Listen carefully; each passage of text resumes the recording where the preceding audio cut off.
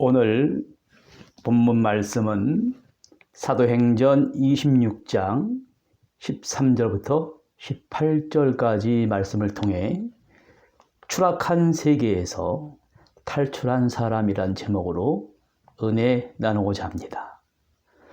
본문은 사도 바울이 살아온 생에 나타난 주님의 음성입니다. 사울은 추락한 세계에서 헤매던 사람이었습니다. 무엇이 추락한 세계에 빠진 사람을 탈출시킬 수 있었겠습니까? 먼저 본문의 배경은 재판을 받는 광경입니다.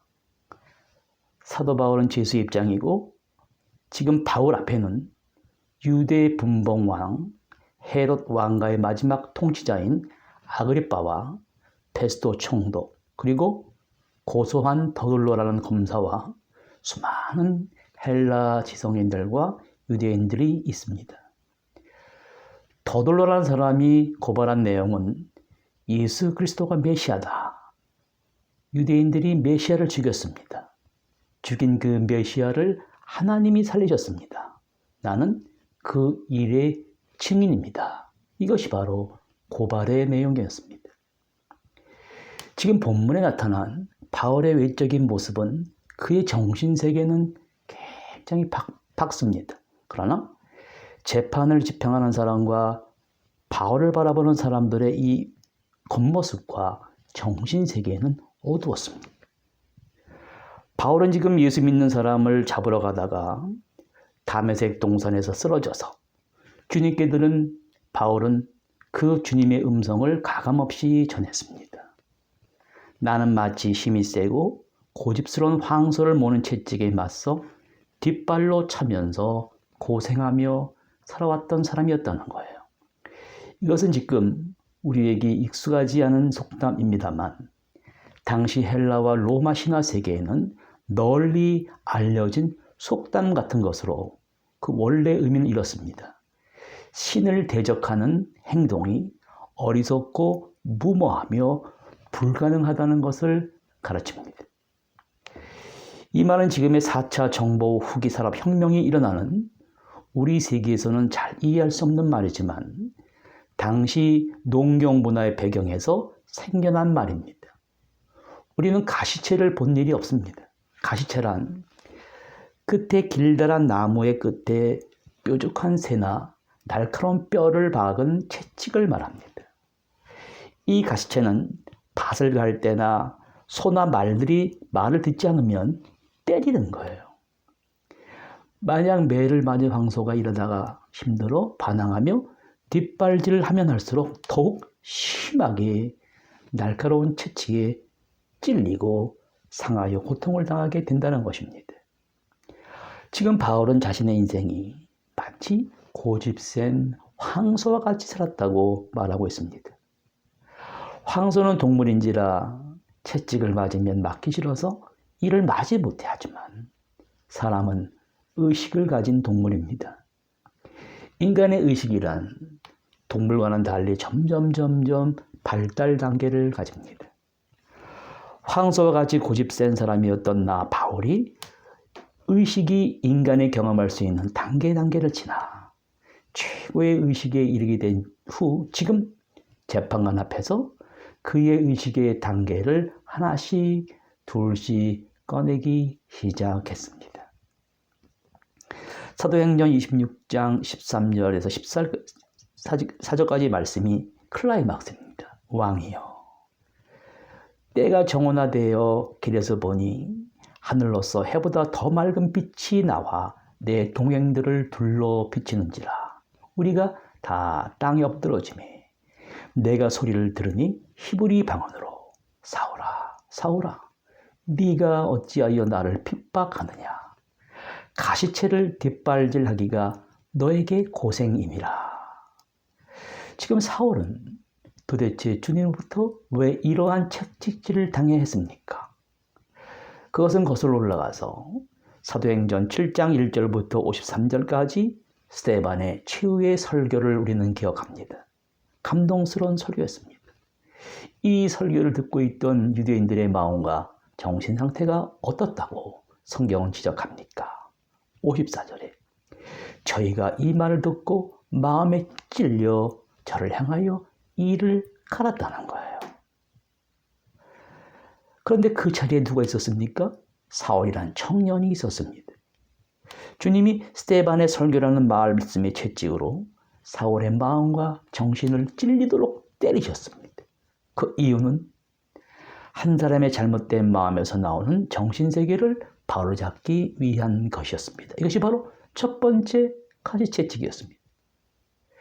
이러한 스데반의 설교 말씀을 듣고서 사울을 포함한 거기 있던 사람들은 마음의 찔림을 받았으나 그만 뒷발질해 버렸습니다. 말씀이라는 가시채찍을 뒷발질해 버렸어요. 오히려 스데반을 향하여 이를 갈았습니다. 두 번째 가시채찍은 이러합니다. 지금 스데반의 설교 중에 갑자기 하늘나라의 예수님의 모습이 보이기 시작했습니다. 보라, 사도행전 7장 56절에 내 눈앞에는 하늘이 열리고 인자가 하나님 우편에 서신 것을 보노라. 이 생생한 모습을 전했습니다만 유대인들은 어떠했습니까?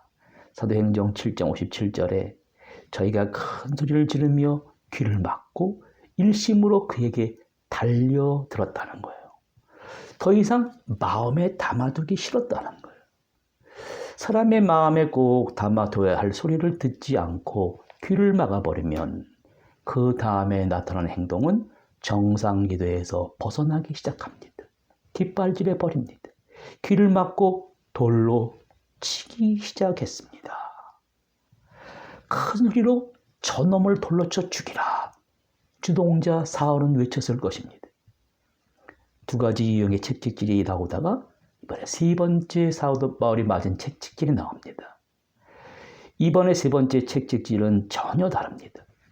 바울이 되기 전에 사울은 오늘도 전에 하던 일과 변함없이 예수 믿는 사람들을 붙잡아 죽이려고 함께 다메스코스라는 곳을 가던 길이었습니다. 바로 그때 사람들에게 해보다도 더 밝은 빛과 광채가 비쳤습니다. 사울의 눈만 앞을 보지 못하게 하시고 그 자리에 쓰러뜨리게 하셨습니다. 신앙생활은 겉으로 평안하게 보이지만 일종의 영적 전쟁 전투와 같습니다.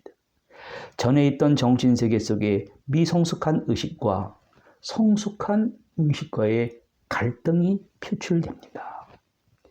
우리의 정신의식이 성숙한 방향으로 나가기 위해서는 그 성숙한 방향에 합당한 훈련이 있어야 합니다. 마치 군인이 합당한 훈련을 받아야 하듯이 훈련을 받지 못하면 전쟁터에 나가 죽습니다. 사람의 이 의식이 달라진다는 건 참 어렵습니다. 공부를 하면 많이 하면 달라지겠습니까? 경험도 하고 실패도 하고 성공도 하고 병도 걸리고 죽어가면서도 사람이 달라지겠는가? 그렇지 않습니다. 사도 바울은 다메섹에서 그리스도를 만나 그동안 황소가 모는 채찍에 맞아서 뒷발로 차는 사람이었음을 알게 되었습니다. 그동안 자신이 살아온 삶이 진정한 자아가 아니라 거짓된 자아로 살아왔음을 알게 됐습니다. 성경은 우리에게 예리하게 묻고 있습니다. 여러분은 그동안 어떠한 삶을 살아오셨습니까? 주님은 사울을 쓰러뜨리면서 말씀하셨습니다. 이 부분을 사도 바울의 회심이라고 합니다. 사울이 바울이 되는 새 사람이 되는 장면입니다. 그동안엔 스데반을 죽이는 일에 가담했고 예수 믿는 사람들을 잡아다가 죽여야 되겠다고 예루살렘에서 먼 길까지 다메스쿠스까지 가는 거예요. 며칠 전에 충격은 바로 스데반의 죽음이었습니다. 어떻게 사람이 돌로 맞아 죽으면서 천사의 얼굴을 하고 있을까? 사울을 흔들어 버렸습니다. 이제 아무리 천사의 얼굴을 한 사람이 바울 앞에 나타난다 해도 그 스데반의 천사의 얼굴이 사울의 정신의 이 세계 속에 감추어진 강력한 거짓된 자아를 뒤흔들어 놓았습니다. 그러나 사울이란 사람 자체를 무너뜨릴 수 없었습니다. 이제 사울이 공문을 받아가지고 모든 사람들을 체포하라는 명령을 받아가지고 가는 길입니다. 이 사울의 거짓된 강력한 자에서 나오는 이 모습은 너무너무나 위험한 모습입니다. 왜냐하면 보통 사람들의 정신은 내게 오는 이득과 이익만 바라보고 상대방은 죽이고 나는 살자입니다만, 여기서 바울의 모습은 당신도 죽고 나도 죽겠다는 거예요. 이스라엘을 위하여, 유대교를 위하여, 하나님과 율법을 위하여 그런다는 것입니다. 이러한 사람은 막을 방법이 없습니다. 그러나 주님께서 직접 길을 막았습니다. 큰 빗으로 그를 막고 정지시켰습니다. 사울의 그 완고한 성격을 마치 황소를 모는 가시채찍에 맞아서 뒷발질하는 사울을 사람이 감당할 수 없는 강력한 채찍으로 만나 주십니다. 그리고 그의 이름을 2번이나 부르십니다. 사울아, 사울아. 여러분, 황소 같은 고집을 꺾어 놓으시면서 그를 쓰러뜨리시고 앞을 더 이상 보지 못하게 하시고 2번이나 이름을 부르신 이유가 무엇일까요? 여기서 사울을 보십시오. 깜짝 놀라면서 충격을 받아 불구하고 주여 누구십니까? 상대방의 신원부터 확인하는 거예요. 눈은 멀어서 앞이 보이지 않습니다. 같이 있던 사람들의 눈과 귀는 들리지 않습니다만 지금 전혀 다른 차원의 세계가 펼쳐지고 있습니다. 사울은 두려웠습니다. 그의 두려운 모습을 지닌 그 입에서 나오는 말은 주여 누구십니까? 코로나가 절정을 치닫다가 한풀 꺾이고 있습니다만 어떻게 보면 참으로 심각한 일이었습니다. 그 사울이 빛에 쓰러져 앞을 보지 못하듯이 지구촌의 모든 사람들이 이 코로나 바이러스에 걸려 쓰러졌습니다. 어떻게 보면 그 사람들이 나 대신 먼저 추락하고 먼저 죽은 것입니다. 이 모습을 보면서 우리는 주님의 음성을 들어야 됩니다. 주님은 우리와 소통하시기 위해 계속해서 다른 방법으로 음성을 들려주십니다. 이러한 광경을 보시면서 우리는 어떠한 고백을 해야 하겠습니다. 이러다가 추락해서 쓰러져 죽으면 모든 것이 허사로 끝나는구나 하시겠습니까? 아니면 자신이 누군지를 깨닫고 거기서 추락한 세계에서 탈출해야 하겠습니까? 사도행전 9장에 의하면 그 사울의 모습을 보세요. 사울아, 사울아, 어찌하여 너가 나를 핍박하느냐? 나는 네가 박해하는 예수다. 네가 예수 믿는 사람들을 핍박하는 것은 곧 나를 핍박하는 것이다. 사울의 눈이 멀어 그토록 궁금했던 예수님께서는 자기 자신을 밝혔을 뿐만 아니라 바울이 누구인지를 밝혔고 바울이 지금 무슨 짓을 하고 있다는 것까지 다 드러나는 순간이었습니다. 바울 앞에 나타나신 분은 바로 부활하신 예수님이었습니다. 깜짝 놀랐습니다. 그는 쓰러질 수밖에 없었고 죽을 수밖에 없는 시간입니다. 무슨 말을 할 수 있겠습니까? 이 죽은 자와 같은 바울을 향해 예수님은 말씀하십니다. 황소를 모는 채찍에 맞서 발길질하면서 추락한 세계에 빠진 너의 거짓된 모습이 내게는 더 이상 아무런 유익이 없다. 고생만 하다가 그렇게 사는 사람들이 가는 세계 속으로 너는 영원히 추락할 것이라는 것입니다. 다른 말로 하면 이제 그 고생스러운 삶을 여기서 멈추겠는가? 아니면 그냥 추락하겠는가? 이 말씀은 사울을 구하시기 위한 올바른 영적 진단 키트였습니다. 다행스럽게도 사울은 주님의 이 영적 진단 키트를 통해 지금까지 자신을 속이면서 살게 된 이 자신의 거짓된 자아를 발견하고 진정한 자기 모습을 발견하게 됐습니다. 거짓된 삶을 멈추게 됐습니다. 지금 그 이야기를 헤롯의 마지막 분봉왕인 아그리파 2세 앞에서 말하고 있습니다. 그럼 성경은 계속 우리에게 외칩니다. 우리에게 지금 현재 우리는 하나님을 거스리고 살고 있는 것이 아닌가. 빨리 말씀으로 나를 깨우칠 때 돌이켜야 됩니다. 전염병으로, 코로나로, 지진으로, 전쟁으로, 내가 알 수 없는 천재 집안으로, 그래도 안 되면 더 큰 채찍질로 때리실 수가 있습니다. 오늘 내게 들려오는 하나님의 말씀이 사울과 같이 저항하는 나를 향하신 가시채찍으로 여기는 시간이 되어야 합니다. 인간의 본질은 정신의식에 있는 것이 아니라 그 마음에 있습니다. 인간의 마음이란 참 복잡합니다. 인간의 마음에는 한편으로는 밝고 때로는 어두운 영혼의 밤을 만나게 됩니다. 사람마다 마음속에 깊이 감추인 어두운 영혼을 컨트롤하는 무의식에서 보내오는 신호를 감청할 수 있는 사람은 극소수이기 때문입니다. 그 사람들을 영웅이라고 합니다. 영웅이란 사람의 자의식, 자기 자신의 장단점에 대한 인식의 개발을 한 사람들입니다. 성경은 바로 인간의 마음속 깊은 곳에서 이루어지는 그 커뮤니케이션의 의미를 해독하는 일과 더불어 자의식을 정확히 개발한 사람들을 다루고 그들에게 이러한 중대한 미션을 줍니다. 한 사람의 정신과 그 사람이 속해 있는 시대 정신이라는 것은 멈추어 있는 것이 아니라 부단히 변화합니다. 바울은 그 시대 정신이 멈춰버린 아그리파 왕과 헬라 지성인들 그리고 유대인들에게 사람들의 정신과 그 시대의 정신이 변화돼야 할 진리를 이렇게 말합니다.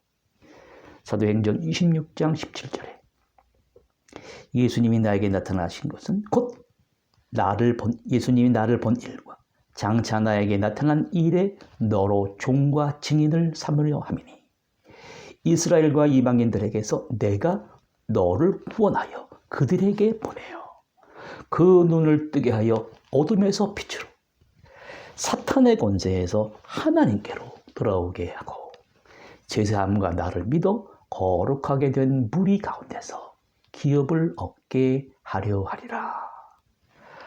이제 바울이 주님의 복음을 흑암 속에 살아가는 사람들에게 증거할 때 보통 어떠한 반응이 나타났습니까?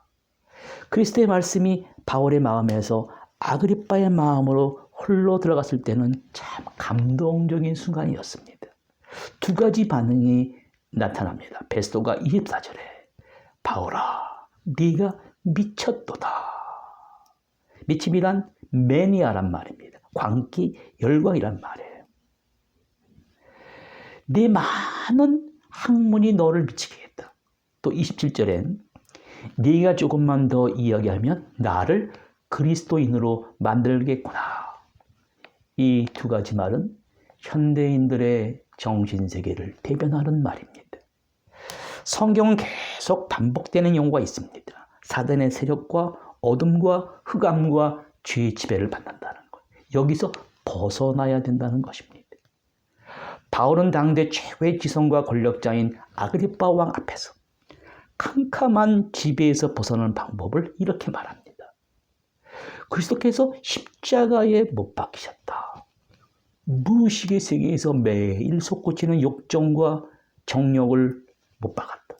더 이상 내 욕심과 정욕대로 사는 것이 아니라 내가 나를 통제할 수 없는 죄로 위장한 거짓된 자아를 나는 매일매일 십자가와 함께 죽는다. 그럼에도 불구하고 나는 산다. 여기서 바울은 자신을 부정하고 있지만 부정해서 끝나는 것이 아니라 다시 긍정하고 있습니다. 오늘의 인간의 삶도 끊임없이 펼쳐지는 두 가지 세계와의 갈등 속에서 살아갑니다. 인간의 정신세계는 의식과 무의식 속에 살고 있는지조차 모릅니다. 인간의 무의식 속에는 인간의 모든 측면이 빛과 어두움, 아름다움과 추함, 선과 악, 심원함과 어리석음을 두루 포함하고 있습니다. 그 이원론 속에서 갈등하며 벗어나지 못하게 하고 악의 세계로 점점 추락해 합니다.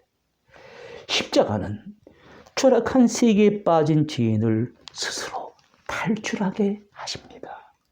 십자가는 하나님의 능력이기 때문입니다. 십자가는 인간의 무의식 속에 이 자아를 없애고 동시에 새로운 자아를 창조합니다. 왜냐하면 그리스도께서 내 안에 사시기 때문입니다. 여기서 그리스도께서 내 안에 사는 자는 그리스도를 체험한 자, 그리스도와의 접촉에서 만들어진 자입니다. 여기 사울이라는 사람 보세요. 바울이 됐습니다. 완전히 변화됐습니다. 이 사람이 쉽게 바뀐 것이 아닙니다. 참으로 어렵게 힘들게 한 사람의 정신세계가 변했습니다. 그 한 사람의 변화로 말미암아 세상이 변했습니다. 역사가 바뀌었습니다. 어린 시절부터 우리는 나 아닌 다른 사람과의 관계와 상호작용 속에서 그 만남이라고 하는 관계 속에서 자아와 거짓된 자아를 동시에 형성해 갑니다. 그 두 자아가 인간의 의식의 세계와 무의식의 세계 속에 들어가 있습니다. 한평생 살아가면서 누구를 만나느냐 하는 것이 내 운명을 좌우합니다. 이 수많은 만남이라고 하는 관계, 이것을 우리는 인연이라고 합니다만 이 속에 인간의 자아의 세계가 발전해 가야 하는 하나님의 은총의 손길이 있음을 우리는 기억해야 합니다. 오늘도 하나님은 거짓된 자아를 버리고 진정한 자기를 발견하고 구원받게 하기 위해 자신의 장단점을 개발하며 의식적으로 재통합할 수 있는 극소수의 영웅이 되기를 원하십니다. 더 이상 육체와 영혼이 분리되지 않고 물질과 정신이 와야 되지 않는 중요성을 합일시키는 일입니다. 무엇이 추락한 세계에서 사람을 탈출시킬 수 있습니까? 조지 맥도날드라는 분은 이러한 말을 했습니다. 이웃에 대한 사랑은 갇혀진 자에서 나오는 유일한 문이다. 왜냐하면 이기심이란 자기밖에 모르는 자아에 함몰되어 버립니다. 자기의 세계에 빠져 자기만 아는 병자가 됩니다. 늘 자기 중심적으로 모든 것을 판단하고 바라보고 살아가는 인생이 얼마나 불행한지 모릅니다. 이러한 병적인 자기사랑을 뛰어넘게 하는 치료제가 바로 십자가입니다. 하나님이 우리에게 보여주신 사랑은 자기 자신 몸을 우리를 위하여 내어주신 철저한 이타적 삶이셨습니다. 우리가 이웃을 섬기고 치료하고 회복하는 일에 삶을 드리고 시간과 물질을 드리는 삶으로 옮겨지게 될 때 자기 사랑을 극복할 수 있고 우리의 삶은 온전해질 수 있습니다. 사람을 물질로 보는 이 시대 정신에 물들며 추락한 세계에 사는 사람들에게 탈출하는 길을 보여주어야 됩니다. 바울은 지금 베스도 총독과 아그리빠 왕에게 눈으로만 보이는 물질주의와 유대교의 추락은 더 이상 구원이 없다고 증거하고 있습니다.